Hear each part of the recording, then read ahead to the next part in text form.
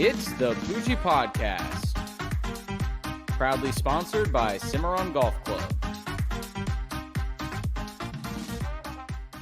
What is going on, Pooj crew? Thank you for being here for episode 74. First golf episode of the podcast. It took us 73 previous episodes to get to this point. We did have Chris Reimer, former VP of Communications for the PGA Tour, on, which was great. And also episode 2 was with Josh Scobie, who loves talking golf, former NFL kicker for the Jacksonville Jaguars. Had a good time with him. But now we have set up a panel to go through some interesting topics, including the Arnold Palmer Invitational. We have TPC Sawgrass coming up this week. And Jacob, my new permanent co-host, I'm excited to have you here. I mean, I know you know tons about golf. Isn't that right? Oh, everything I know about golf comes straight from you. So if I don't know that much, that's your fault. Yeah, but no, I try and be a good teacher when I can. I've seen you on the driving range hacking it a little bit, so I always get a chuckle with that. Yeah, it's not too bad. I feel that, like, if you get me on the course a few times, coach me up, I think I'll be good. Maybe I need one of those hats. It'll make me look like a real golfer. You know what I'm saying? Hey, to be honest with you, from some of the friends we've played with, I won't mention any names. I think you're a little bit better than most that should be a little bit better than they are. So, but yeah, got to rock this hat. Obviously, defending TPC Sawgrass champion, not Hideki Matsuyama, who shot the course record 63 last year before the tournament got canceled after round 1. It is Rory McIlroy. And St. Patrick's Day is coming up next week, so I had to rock the 3-leaf clover hat, as well as the Bryson DeChambeau hat. It was made famous by a previous golfer. One of you guys will know who that was. I think it was Payne Stewart. He used to rock these hats all the time. But Bryson DeChambeau winning at 11 under in the Arnold Palmer Invitational down in Bay Hill during the Florida Swing. Now they're in the Florida Swing. They played at Concession. Now they've played at Bay Hill. Now they're coming up to Ponte Vedra. Mike, a new guest of the podcast, I want to bring you in here. You're down there in Central Florida. You've played Bay Hill a few times, haven't you? I have, yeah. So got a couple of buddies out there that actually work in the cart barn. Went ahead and rode out one afternoon around 3:30 and got all 18 in during the summer, during quarantine last year. And we played from the tips, and I got to tell you, hole 6, that is a no-fly zone for us amateurs. It was just incredible to see Bryson DeChambeau just crush one over the water. I was showing the boys at the office my 275-yard drive that I thought was pretty impressive. Land, somewhere in the rough outside of the fairway, but just an incredible course, really.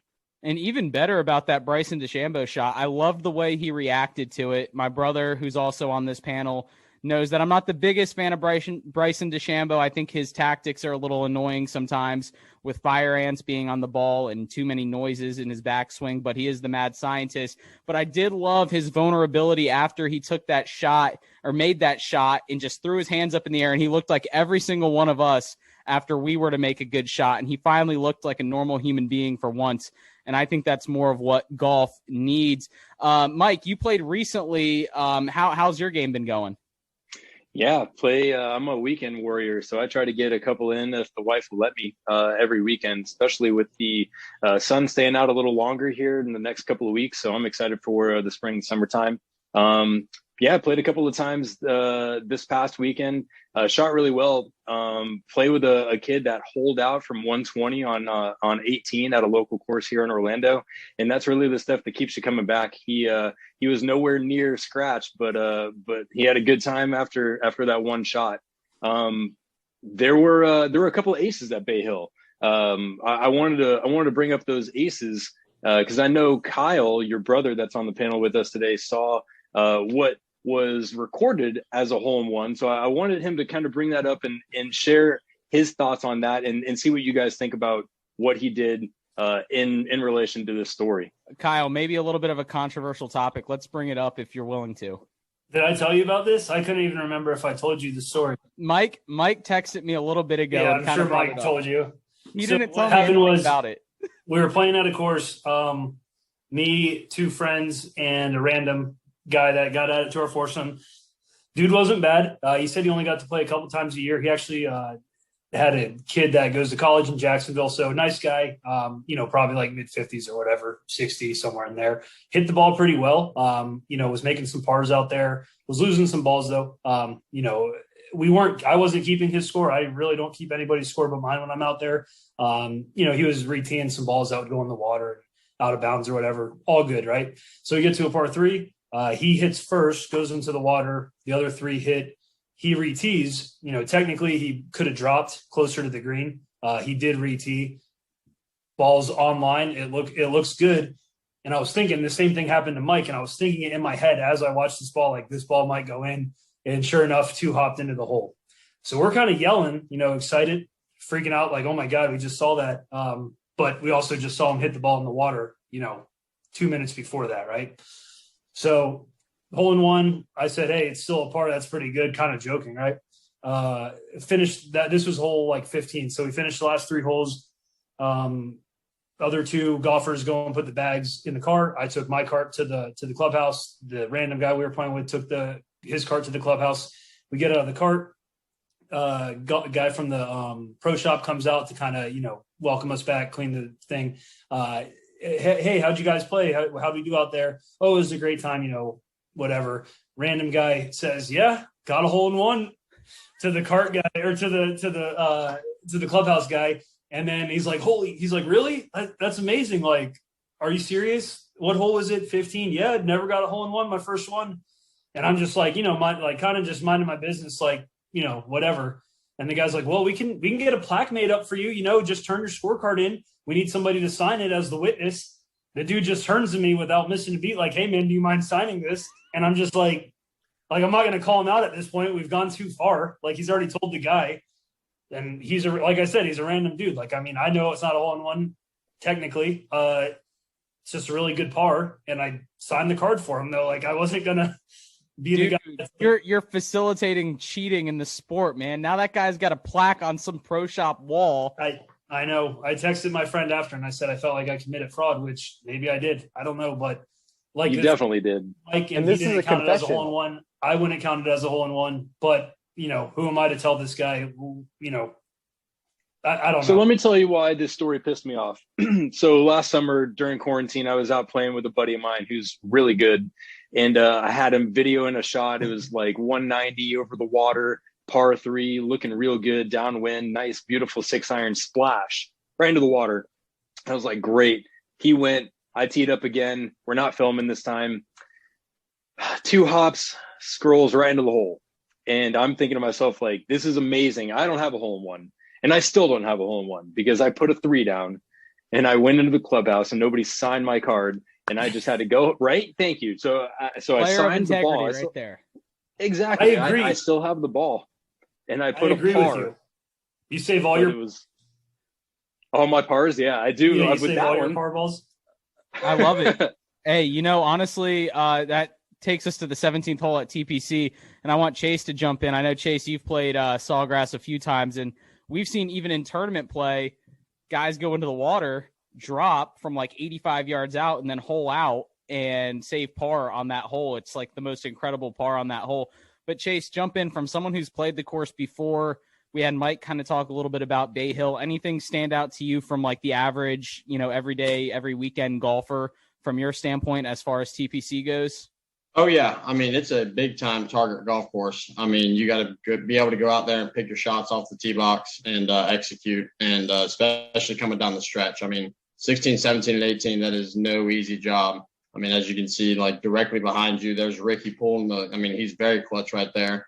Only a few guys are being able to do that because you've got thousands of people watching, maybe not this year, but still it's daunting tee shot. There's nothing. It's either island or nothing. And coming down the stretch with the tournament on the line, there's only a couple guys that are going to be able to pull that trigger and pull it off. And to be honest, it's only about 153, 145 yards, 160, depending on where the pin is. So it's really not too bad of a routine shot. It's really just the pressure that's surrounding, that entire tournament. So a lot of the mental game there on that. Chase, I think I'm getting feedback from your no, there, we're good.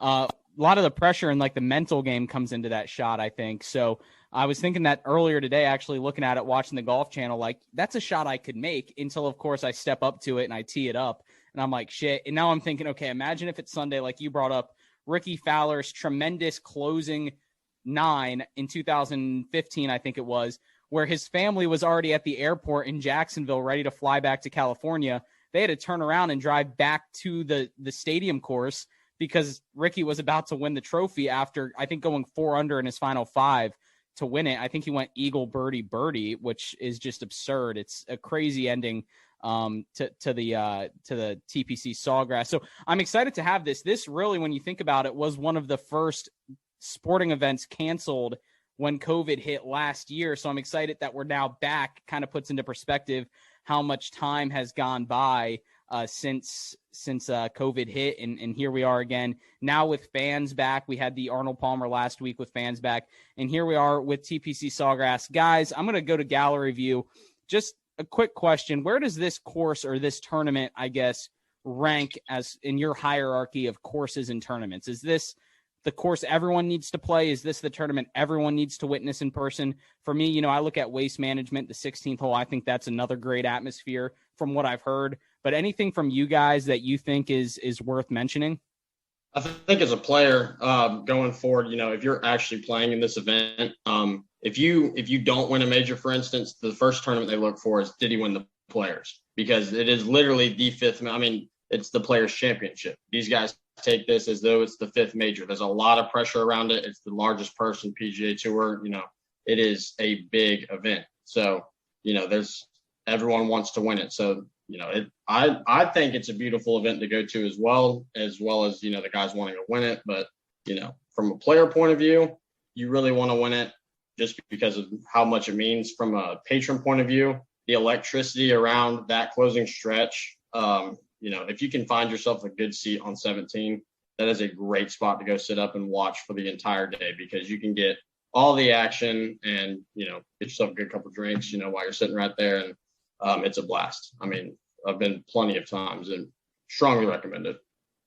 Yeah. And aside from the versus 15 million, the points for the World Golf Ranking, 80 points for the World Golf Ranking. I think the WGC tournaments are 70 to 78. So this is worth more than even the World Golf Championships. How many points did you say it was, Kyle? I think it's worth 80 towards your World Golf Ranking and 600 for the FedEx. Okay. So, aside from just the money, it's a lot of points. You get a 5-year exemption on the PGA Tour, and then 3 years, I believe, for all the majors. When you look at the Masters and the Open and the U.S. Open and the PGA Championship, guys that have won in the 70s or 80s, I'm pretty sure they get like a lifetime exemption. I don't know if that's the case for this tournament. So you have a much more competitive field. Of course, it's always fun to watch the older guys play and everything, but realistically, are they really going to contend? Probably not. So I just think the parity at the Players kind of separates itself. Might not have the prestige of the Masters or some of the challenges of the U.S. Open. But as far as the field itself is concerned, it's definitely one of the strongest ones in golf. Yeah, I mean, you mentioned the World Golf Rankings. 49 of the top 50 World Golf ranked players right now are at the tournament. The only one that's not is Matthew Wolff, but he hasn't played for a few weeks, I don't think. And then Brooks Koepka is another notable name that will not be playing. Jacob, I know you're sad about that. That's your guy for whatever reason. Why are you a Brooks Koepka fan, by the way? What is it with Koepka? I'll explain to you, because it's a very specific story. Was it 2 years ago for our college fantasy football league? This is how we decided the draft order.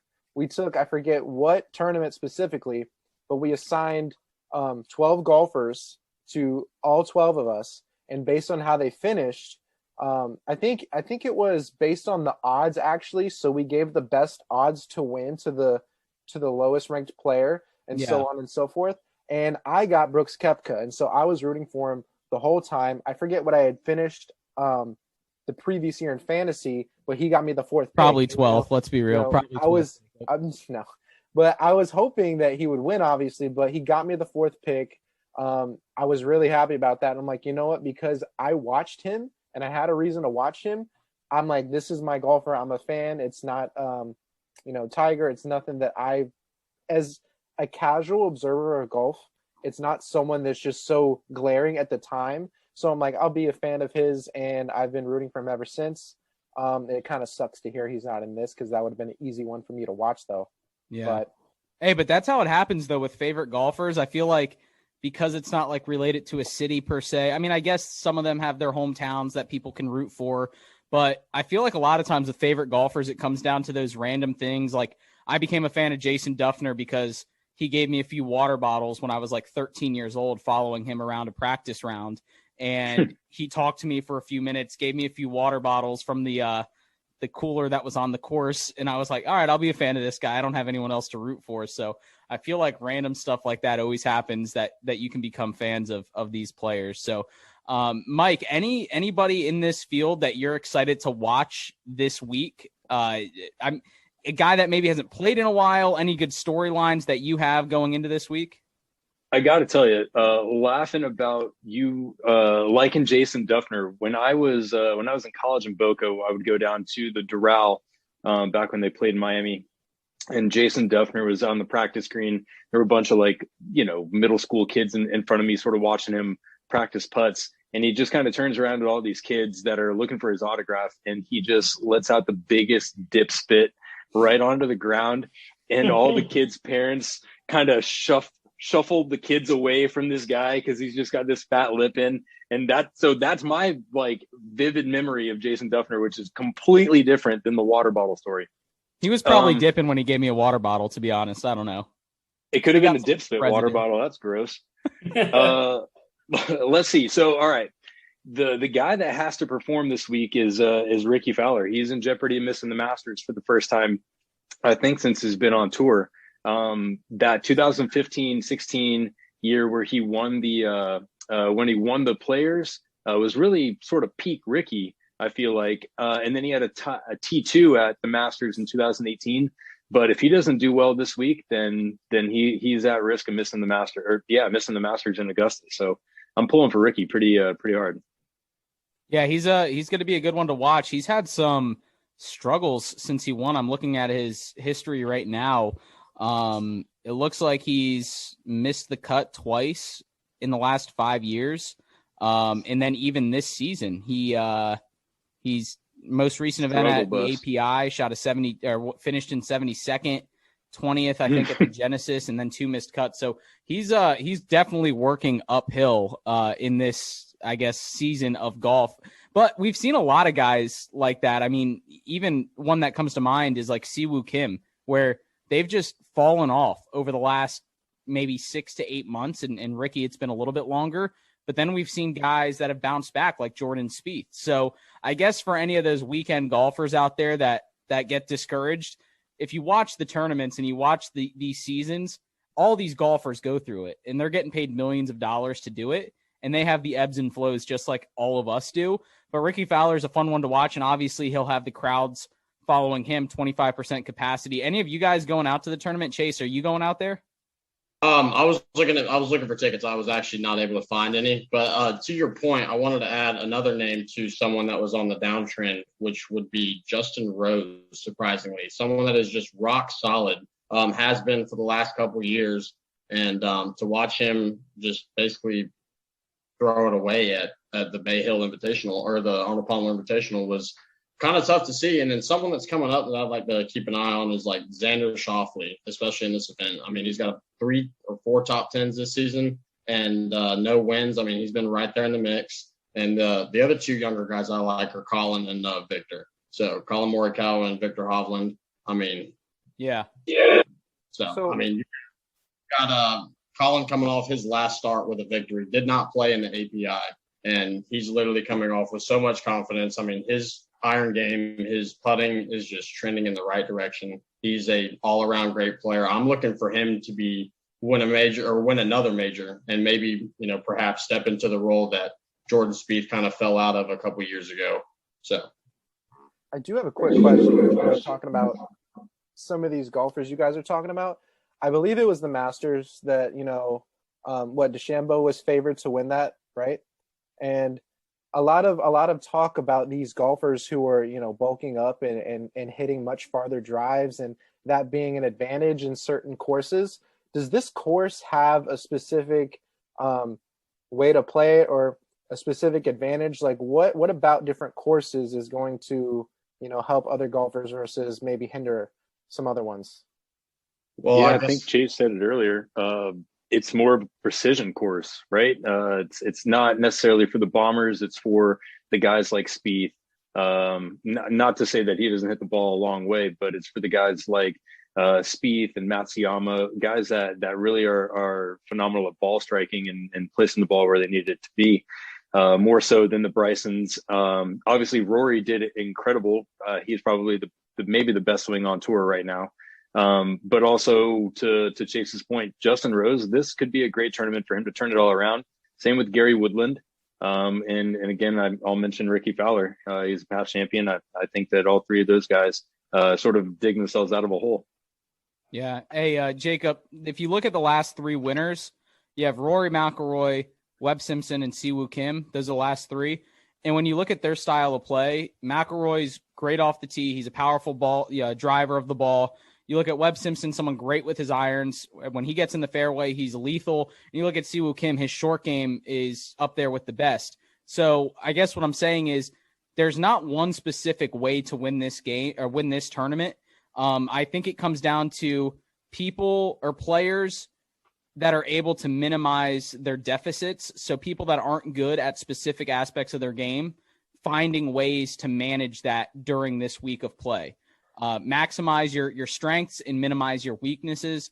You would think that would translate to almost any tournament, but this one specifically, if like Matsuyama, for example, last year shot the lowest round in course record or course history, his putting, he was like in that round, he gained like over 4 strokes putting, and he's typically a below average putter. So he found a way to harness his weakness and actually use it to his advantage and shoot the lowest round, because he knew once he got to the green, he would struggle. He turned it around. So I don't know, Kyle, you have any thoughts on it?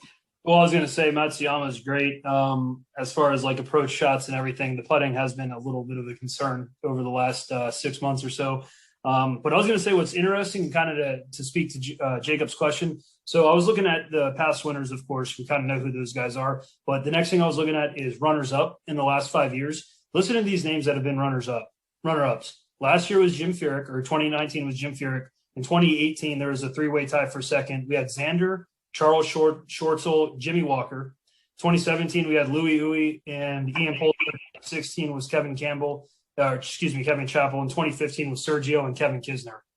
All of those guys were second. None of them jump off the page. I mean, except for Xander, of course, being great. None of those guys are bombers. None of those guys are out there like Brooks and DeChambeau and Rory, So it's kind of interesting to see that people that have come close. You have some older guys like Louis, Ian, Charles Schwartzel, Kevin Chappell, Kevin Kisner, and Sergio, all in the mix on Sunday. So I just found that kind of interesting compared to the big names. Folks that are finishing close to the top aren't even like the premier names in golf quite, honestly.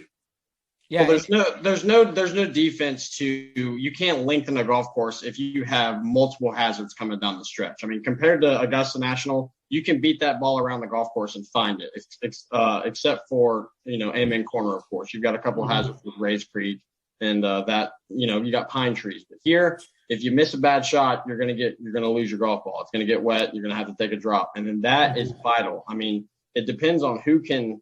Like Justin was saying earlier, it depends on who is able to basically minimize their losses, and like who can basically keep their ball in play the longest and then score when they're able. If you can go out there and hit every fairway and then hit 15 greens around, that guy's going to win the golf tournament 9 times out of 10. Just depending on if you can beat it out there and then attack. That's not this golf course. That would actually be a pretty interesting thing to look up, is lost balls per round for the winner of this tournament. If I was able to look it up, I don't know how I'd be able to, but the winner, how many lost balls throughout the 4 competition days they lost and were able to actually keep in play. I'd be kind of curious to see what that number was. But you talked about bombers with Rory, Brooks, DeChambeau. Obviously, more guys are stepping up there and hitting a long way. Did you guys see the rule that just got put into place by TPC Sawgrass about 30 minutes ago before we recorded this? DeChambeau in a press conference said his strategy on 18 was to, since there wasn't going to be a grandstand between 9 and 18, he was going to just bomb it left on the other side of the lake and then just have like a 30 or 40 yard approach shot from the other side of the lake. Well, TPC shut that down, and they said now on that side of the lake is considered out of bounds because they don't want him to use that side of the lake as like a relief layup spot. In his defense, I think it would have been hilarious to watch that happen if he never said anything about it. I don't really like that they came in and said that, but whatever. Yeah. If it's not out of bounds, it's not out of bounds, you know? Yeah, I mean, I agree. If it hasn't been out of bounds, don't play it. But at the same time, it's like if you're to play 18, that requires you to step up there and hit a great tee shot. You know what I mean? And then for him to be able to, I'm going to overpower it and bail out left to a giant apron over there, you know, he's the only guy that can do that. I guess since he can hit it that far, he should be able to get that right. But if it hasn't been out of bounds, I agree with you guys. You know, it shouldn't play out of bounds. But if someone like accidentally hooks it left. Yeah, that's true. Not out of bounds. I mean, that'd be a huge hook, but I'm just saying, like, one of us could do it. Yeah. We'd find a way. Well, I think maybe it hasn't ever been considered out of bounds simply because no one's ever thought of doing it until now. So it's like the course never thought, okay, this area over here is going to be considered out of bounds. Just simply because it was never even a thought. And even more so on the rules, we've seen the game evolve. Mike, you were texting me earlier about a rule that happened at the Arnold Palmer Invitational, a little controversial. Bring it up. I want your thoughts on it a little bit. Yeah, for sure. So we have Westwood there in the middle of the fairway on 18, which is a tough enough shot as it is for the approach, and his ball's in the divot, right? It's a sanded in divot. So to me, that's completely different than being in the fairway. I'm sure Chase would probably agree. He looks like a golfer.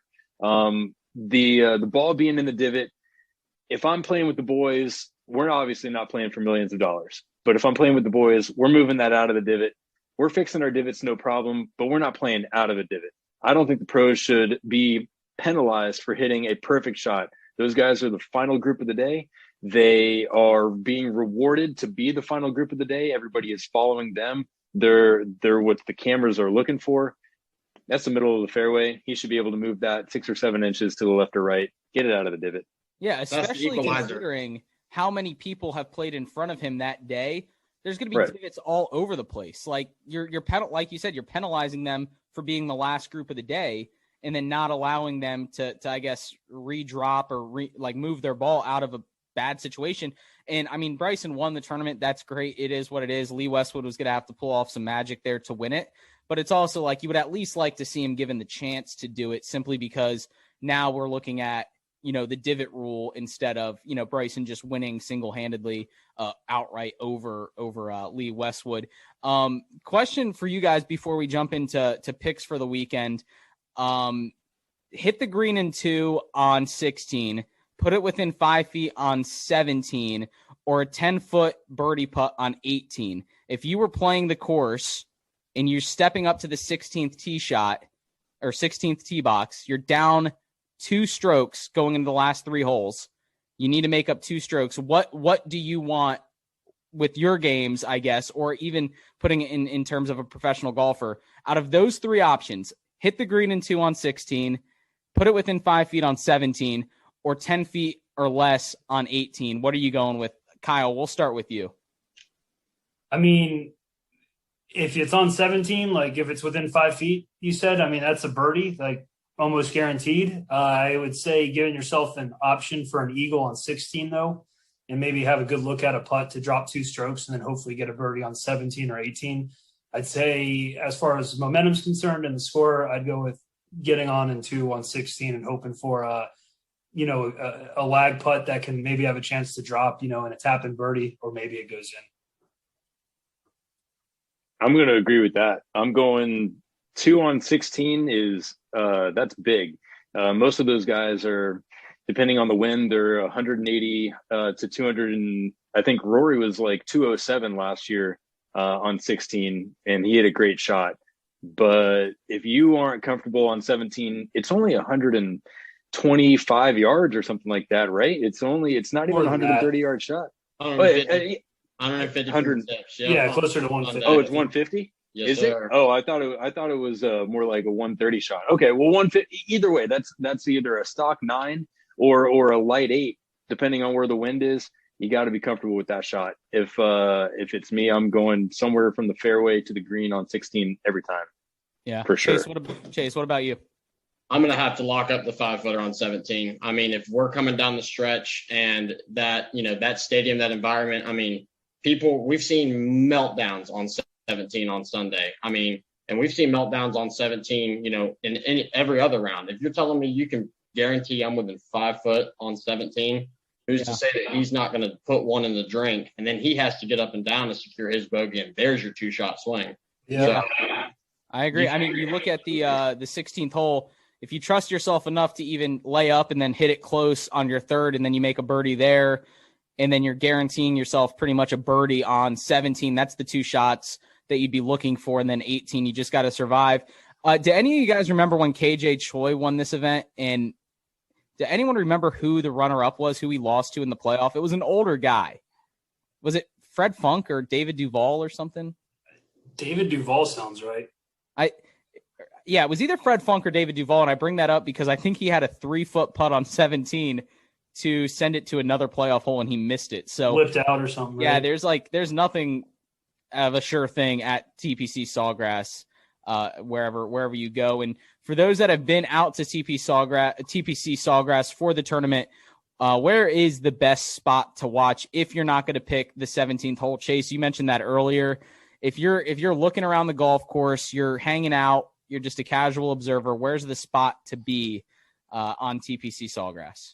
I would say off the back of the range where you can see number 2 green, the entire third hole, and then number 4 tee box and fairway. If you want to stand in one spot that's not 17 and get your fair share of play before they get to the backside and, before the crowd immerses and everything, then you're going to get a lot of good looks right there next to it. You could also go over by, I would say, probably 12 and 13. There's the par 3 and the par 4 coming down the stretch before you get, to the teeth, because 14 is at the edge of the golf course, or 15 is at the edge of the golf course. Yeah. So which one is the drivable par 4? What hole is that one? That is 13, I believe, or it's either 12 or 13. Yeah. No, 12 is the par 5, 13 it would be the 11 is the par 3, 12 is the par 5, 13 is the par 4 drivable. That's right. It was David Toms, by the way, for KJ Choi. David Toms, you said? Yeah. He sank a putt on 18. Do you remember that? We were there, Justin, with Dad. Yeah. He sank a putt on 18 from like 20 feet or something to send it into the playoffs. So they were running back and forth. Yeah, we sprinted down the 9th fairway to get back to the 17th for that shot. That was when it was sudden death. It's a 3-hole aggregate now, I believe, which is – I always like the 3-hole aggregate. I mean, the sudden death is, more fun, I guess, for the pressure standpoint. But the aggregate is, it's more golf, and I feel like it gives you 16, 17, 18. So a 5, a 3, and a 4 par. I think that's more of a representation, too, of the tournament. You got a par 5, a par 3, and a par 4. And it's the 3 marquee holes on the course. I mean, it's great. Chase, funny story about that third hole, actually.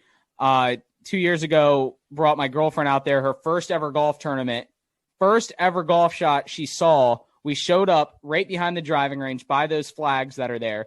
Tiger Woods was in the bunker. We didn't even see his tee shot. He's in the sand to the left of the green. First shot she sees is him hole out from the bunker to the left of the green onto the green. And she looks at me like, why can't you do it? It looks so easy. Like, look how easy that was. Yeah.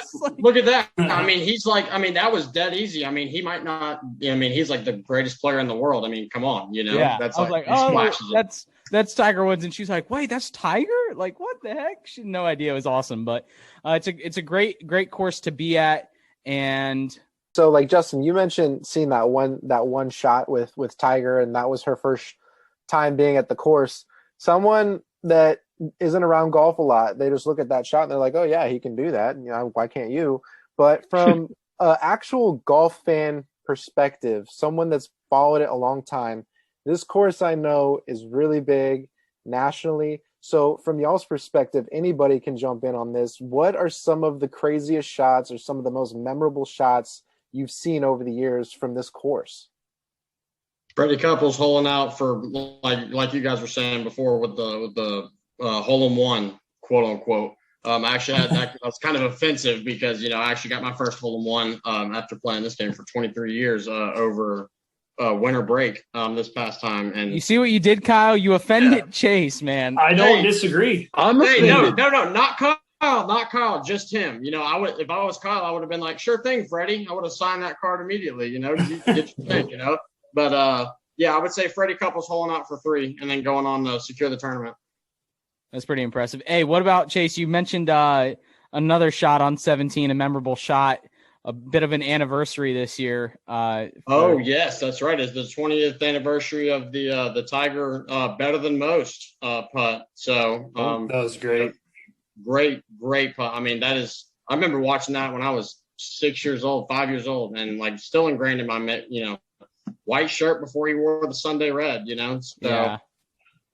I think you that's say on that. Saturday. So honestly, golf has to have some of the greatest calls, just simply based on the fact that the announcers are watching it just like all of us as it's happening right in front of us. And a lot of us are feeling the same way. And it's so hard to stay like in a professional setting, I guess, when some of that stuff happens. You just lose it and you go into full on fan mode and you see those types of shots and you're like, oh my gosh, this is the greatest thing ever. The better than most. 20 years. That's absurd. Wasn't the Players was the better, or the Be the Right Club Today, though? Wasn't that 18? Yes, it was. Yeah, it was. Club Today call? Yeah, Yep. Hal Sutton. Couple classic calls. We're quick to forget that Tiger chunked that ball before he chipped it in. I don't remember that. Yeah, oh yeah. He chunked it. Par. Yep. That chip. Wow.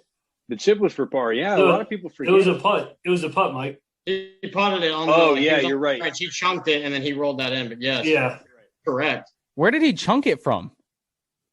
The same rough that he was in. Like 2 feet away. Oh, what? Yeah. I didn't even know that.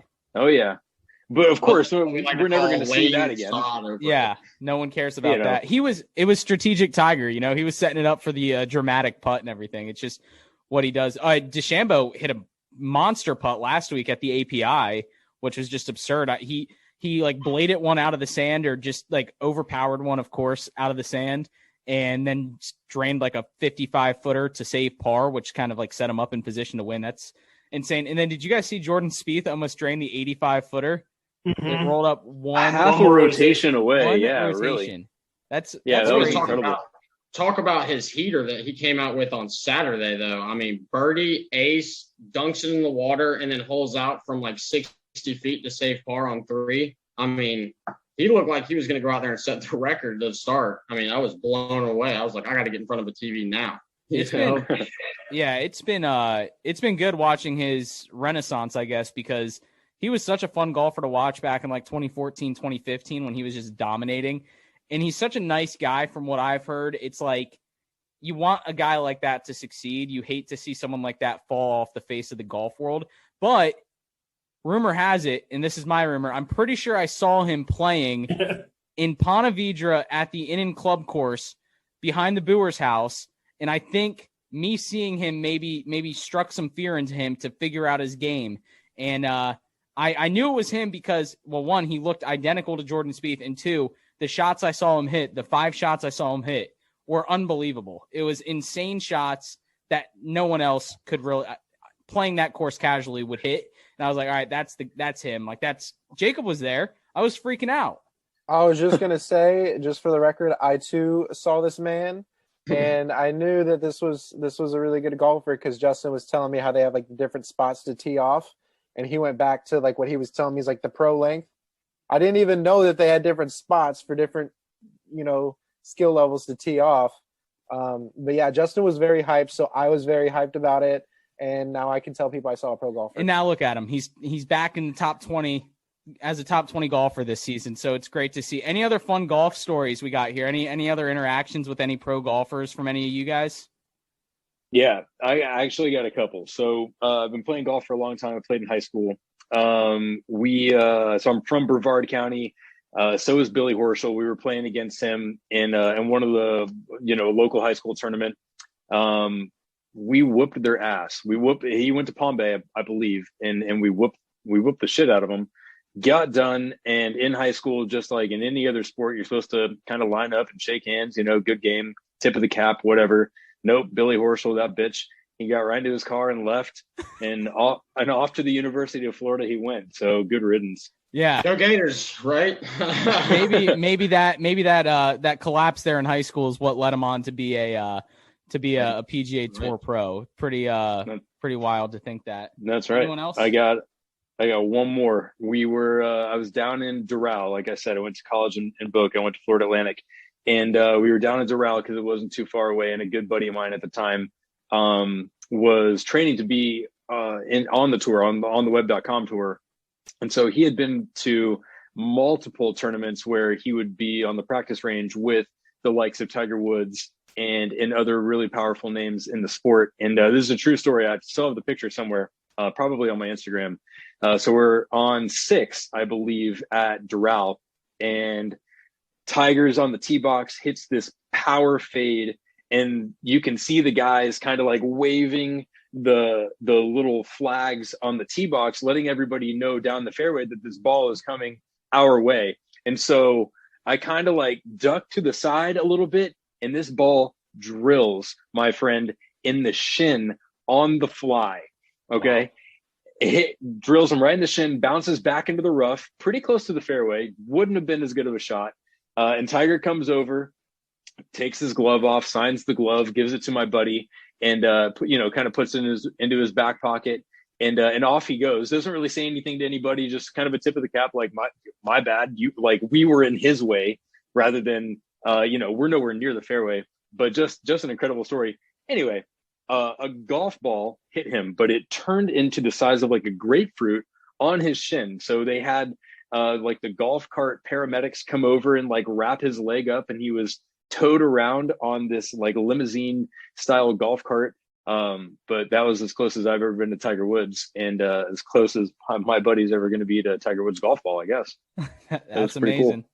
That's I would say, yeah. I mean, I actually have a Tiger Woods golf ball that I got from him while I was awesome. At the Players. Yeah. While Scotty was on the bag, back, I believe it must have been 08, or I remember following Phil in 06. I got a second story, 2 player stories, but yeah, it was Tiger had just scuffed his ball on the cart path on the 18th, and him and Scotty were walking. They teed off on 10, so they had to go to the front side to finish their round, and they were walking to the side, and he said, "Hey, you want a golf ball?" And I said, "I'd love one." He just tossed it to me, and Scotty said, "We hit the path on the last hole, cheers." And I was like, "All right, awesome, So I've actually got that Tiger golf ball back at my parents' house in Tallahassee. So, it literally says it's the 1 platinum or the 1 black, and on the side it's got Tiger written on it. So, and it's got a giant scuff on it too. So, I mean, and then the Phil Mickelson story, when I was actually in middle school over in Jacksonville in 6th grade, I jumped school Tuesday, Wednesday, Thursday, Friday to follow him all of those days. And we actually had, you talked to me here and there, and then he was, in contention, ended up winning that tournament. But when he was walking 17 to 18, he did not, high five a single person except for me. And I had my hand out and everything. He walked straight past everyone, recognized me, dapped me up. And I was like 12 years old. I was like, oh my God, so that's great. And left-handed too, right? I mean, that's my guy. So being left-handed, the lefty. So that was just like, that's great. That's great. A lot of fun golf stories. I think a lot of times those golfers are like everyday people. They love the crowd. I think, honestly, I don't know if they do or not, but if I was them, I'd kind of miss the crowd. I think DeChambeau was playing into the crowd a little bit last week, and it's kind of weird watching on TV, trying to remember what crowds looked like at golf tournaments. People pressed right up against the ropes, and like caddies having to shoo people away from the ball when, it's in the pine straw. And, you remember all those crazy Bubba Watson shots at like at the Masters where, the people are right next to him, and, he hits that huge hook into the onto the green to win the Masters. It's crazy. But let's rattle off some winners, some top 5s, top 10s, top 20s for this week. And whoever gets the most of these right wins the Poojie podcast shirt. So we're going to go through or whatever merchandise you guys want, unless it's me. I won't win any of my own merchandise, but we'll go through real quick. Jacob, if you want to take the reins on this, we'll go through. We're doing winners, 1 player to finish top 5, 1 player to finish top 10, 1 player to finish top 20. So Jacob, if you want to take the reins and control this part of the episode. Yeah, I was actually about to take notes anyway because I've recently gotten to DFS, and so I'm like, I need some good picks. I have no idea who to pick. So, yeah, like Justin said, You said what? Top 5. What were all the things? I'm gonna write these down. Top 20, top 10, top 5, and a winner. All right. I mean, whoever wants to go, we can do that. I'm gonna keep track of these because this is for DFS now. So here, if you want a list, I'll give you the entire list. I got. Oh yeah, I'll send you my email after this. Don't do it. I got you, buddy. What you got, Chase? All right. I mean, obviously, like I said earlier, I'd say my top 2. I mean, between the two guys, I'd say Colin Morikawa and Victor Hovland. I'm going to have to lean Victor Hovland just because Colin's coming off of a win. To be able to go back-to-back on a PGA Tour, especially at the Players' Championship coming off of WGC. I'm not saying he's not able to do it. I'm just saying there's an insurmountable pressure there, and for him to be able to pull that off would be incredible. So I'm going to have to lean Victor for the winner here. Either that or Xander, take your pick there. I would say that DJ and Bryson get into too much trouble off the tee. Rory, he performed well in the opening rounds at the Bay Hill. And, down the stretch kind of faltered when surprisingly, I was thinking he was going to stay in the contention there. I would say for my one player to finish top 5, I'm going to have to go Jay Spieth, probably just because he's been rock solid, just consistent. As we were saying earlier, it's been nice to see his renaissance come to fruition, but he has yet to, finish it off. He has it seems like he's in the mix going into Sunday, and he just somehow finds a way to falter away, and, maybe it's not his fault or someone plays lights out. He just has to find a way to get it done. I don't think that's this week. It's too big of a tournament. I would say someone to finish top 10, Patrick Cantlay, lock that up. I mean, he is a fantastic player. His game fits this golf course very well. He stripes it. I'm not sure what his stats are, but from the tournaments I've watched and the performances that I've watched, he's rock solid down the stretch, and that is a big attribute at TPC Sawgrass. And someone I'm going to take for the top 20 is Jason Day. I mean, you look at his performances through the years of Players' Championships. I mean, it's almost guaranteed that he's going to be in the top 10 or top 20, either him or Adam Scott. Take your pick, a previous winner. So I like it. I like it. Mike, you want to go next, man? Yeah, I'll start off with the top 20. We'll go backwards in time here to 2015 for Ricky. He's not going to get the dub, but he's going to be top 20. Kyle's laughing because I pick Ricky every week. He's my favorite, and I just want this guy to do well, and I just fear he's going to miss the Masters. So I can see Ricky playing really well this week to try to bump up his world golf ranking. Top 10 Spieth, just like Chase said, he's been on a tear. I don't think he's got the equipment to win it. Maybe some of those putts will drop and I'll be wrong and you guys will laugh in my face, but top 10 for sure Spieth. Top 5 is Rory. That's a lock. I feel like the way that he's swinging the club right now, that's a lock. If those putts drop, he's definitely top 5. The winner, Tony Finau. Ooh. That is the Players' Champion this year. Oh, yeah. Tony Finau only had 2 rounds in the 60s last year, but this guy, I don't think I've ever met anybody that said, he probably can't. There's no way. There is a way. I think he figures it out this year. I like it. Tony Finau. I love Tones. Love Tones as the number 1 there. Good pick, Mike. Tony Finau, 2 missed cuts in the last 5 attempts at the Players, or last 4 attempts, but he did make the cut the last 2 times at the Players. He finished 57th in 2018 and 22nd in 2019, and he's been on a bit of a hot streak recently this season, finishing 4th, 2nd, and 14th in his last 4 events, so that is a pretty good pick. Kyle, do you want to go next? Yeah, I'll go next. So I got, and I'm kind of, going off some not the heavy favorites, right? So here we go. Top 20, I got Will Zalatoris. He's been really good this year. He actually has 5 top 10 finishes. I have him as one of my dark horses too. I think he's like plus 6,000 to win or 6,200 to win. I think he easily finishes top 20. He's really good going to the green and around the green. Not the best putter, but kind of like we mentioned earlier, if you're doing everything else right, keeping the ball in play, I think the putt starts to drop. So I got him top 20. Top 10, I got Tyrell Hatton, a guy that had a great year last year, especially kind of coming back after quarantine. I look for him to kind of get his game back on track. Pretty good iron player, keeps the ball in play. Again, not a bomber, but that's not necessarily what you need on this course. Top 5, I got Webb Simpson, probably one of my favorite golfers. Again, I'm just looking for consistency here. I love Webb. He won it 2 years ago. In 2021, I think he's 4th in driving accuracy and 4th in scrambling. So when you look at that, keeps the ball in play, and even if he's not on the green, the ability to get up and down. And then my winner, JT, I think Justin Thomas is due for a big win. He had a great year last year. Again, just another guy that is good with his irons, good getting to the green. A lot of big names in this, so I feel like it really could go any way. But I think JT is who I'm rooting for this weekend.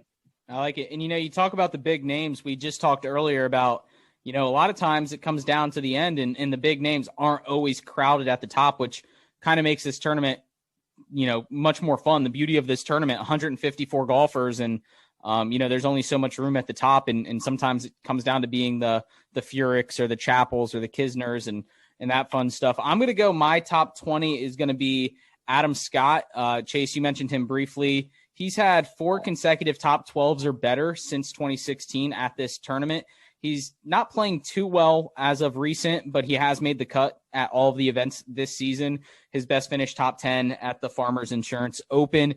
For my top 10, I am going to tail Kyle with Webb Simpson. I'm going to take him to finish top 10. I think he just has a really good track record at this course, 3 top 20s in his last 3 efforts here, and a 6th place finish at the WGC 2 weeks ago. So I like him as a top 10 lock. And then I'm going to go with defending champion Rory McIlroy to finish us off in the top 5. I don't think he's going to win. No one's ever defended their championship here. And I'm not saying he's not going to win because of that stat. I think just kind of like Chase said about insurmountable pressure, I think Rory, unless he finds some of that St. Patrick's Day Irish luck, I think he'll finish top 5, but come up just short, especially after watching him crumble a little bit on Sunday at the API down in Bay Hill. And then my winner, someone that's been quiet recently, I'm actually going to go with Dustin Johnson.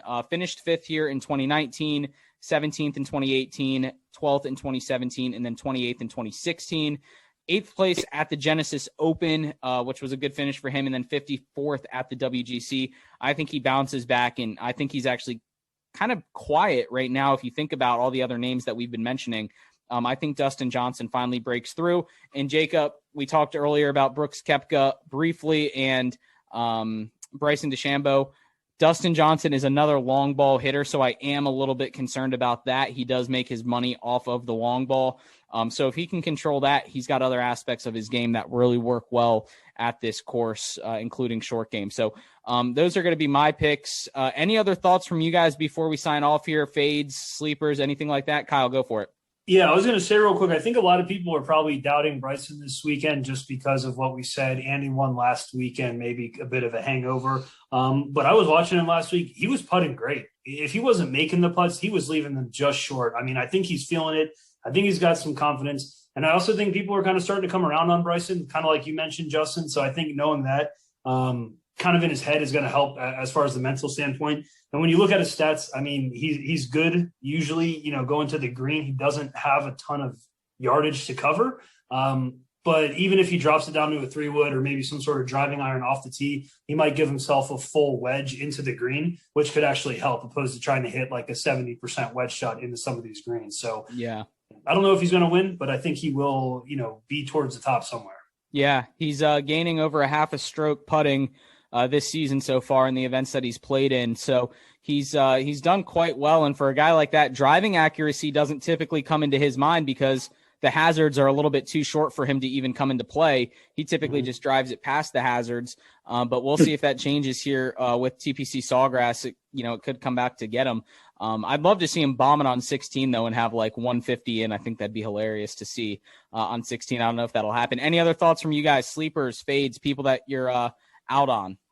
I would say one of my sleepers is Joaquin Niemann, someone that was earlier this season did not play a round in the 70s, had 3 straight tournaments where he didn't shoot in the 70s, where he was shooting under par and didn't score out. I mean, talk about rock solid. I mean, for you to be able to go out and do that for a month straight, I mean, he's got to be in control of his game. I would say look out for that guy. I mean, he's way under the radar. And then Chase, I just got to say, I don't shoot in the 70s either. So maybe look out for me. Yeah. Look out for Justin too. He's coming. Let's see. I would say another dark horse would be Harris English. I actually know Harris pretty personally because someone I went to school with, his uncle was Hudson Swafford, and they were teammates at UGA. So he gets lessons up in Thomasville sometimes from his instructor up there. And great guy, great player. His game fits his course very well. Someone I would definitely fade would be Jay Rose. I mean, from the way that he's been performing, he's kind of in a slump. I mean, he's a great player, but just as of recent, there's nothing there as years pass. Yeah. And Harris English, also a Jaguar fan. Only Jaguar fan on tour, which is kind of cool. But he has missed the cut the last 4 efforts at TPC Sawgrass. So we'll see if he can make the cut and make a run for it. I'm going to go Max Homa as one of my sleepers. I think he's been playing really well. Only reason I didn't take him for a top 20 and I chose Adam Scott is because he's never played TPC Sawgrass in a tournament. Max Homa hasn't. So I'm always quick to shy away from people that haven't played this event just because of the pressure. But I would take him as a sleeper. And then someone I'm staying far away from, former winner Siwoo Kim. He just has completely lost his game. Over the last 5 events, cut, T50, cut, withdraw. So he has he's been almost like me, just nowhere near the golf course for these events. So I'm going to stay away from Siwoo Kim this week, even though he's a fan favorite of ours. But anyways, guys, I appreciate you doing this. Appreciate you being here. I'm looking forward to this tournament. Kyle, Mike, I'm looking forward to beating you guys in FanDuel this week, taking some of these picks. I was going to give Jacob a sort of a heads up. So on FanDuel, right, he said he's getting into DFS. What I like to do is I like scroll all the way down and look at the cheap guys first, right? That way I know I can load up on some expensive guys. And I'm going to tell you about one guy that none of you know, maybe Kyle, this kid, Tyler Duncan. All right. Kyle and I actually, I think, used to work with his now wife. She was the girlfriend at the time. He was on the web.com. They live in Ponte Vedra. I know that he has played this course a million times. You're probably going to look up Tyler Duncan's stats. He played it in 2019. I'm pretty sure he made the cut, but did nothing exceptional. I think that once he has that one round under his belt, like he did a couple of years ago, I think he comes back. And he is only $7,000 on FanDuel. That is as cheap as you can get, and the kid lives on the course. So book it. I got you, bro. You know, there's 2 names I'm surprised didn't come up in this conversation, and that's Rombo and Berger. And that's true. They're John Rahm they've for been sure. trending, towards a very, they've been playing very well. They just haven't been paid off yet. So, except for Berger, of course, coming off a victory not too long ago. But Rombo, this would be a great one to cement his legacy for sure. He's looking for a very big tournament to, lock in. Is John Rombo one of the guys? That's why Ricky has been, hung around so long, is because he won the Players. If you win the Players, it's like winning a major. So, well, it's going to be fun. I know leading into the actual majors, we'll have the Masters next month. We'll have the PGA Championship in June or in May now, taking the place of the Players. And then we'll have the U.S. Open in June, and then British Open in July, as always. Going to be a fun season of golf, kicking it off with TPC Sawgrass. I like how PGA Tour sets up one marquee event now per month. I don't know if they do that on purpose, but we've had a lot of good golf, starting with Waste Management a few weeks ago out in Phoenix, and now we have TPC Sawgrass here with the Island Green 17, the marquee hole. But until next time, thanks for tuning in. Episode 74. Go follow us on all social media platforms. Go subscribe on YouTube for all content. We'll produce some more golf content as well, and take part in all of our contests on social media at the Poojie Podcast on Instagram, at Poojie Podcast on Twitter, and follow our Facebook page as well if you have not done so already. Go enjoy some golf this weekend in Ponte Vedra Beach, Florida. And until next time, take care and go make this world a better place. Thanks. How can I be the man when you're the man? How can I be the man when you're the man? How can I be the man when you're the man?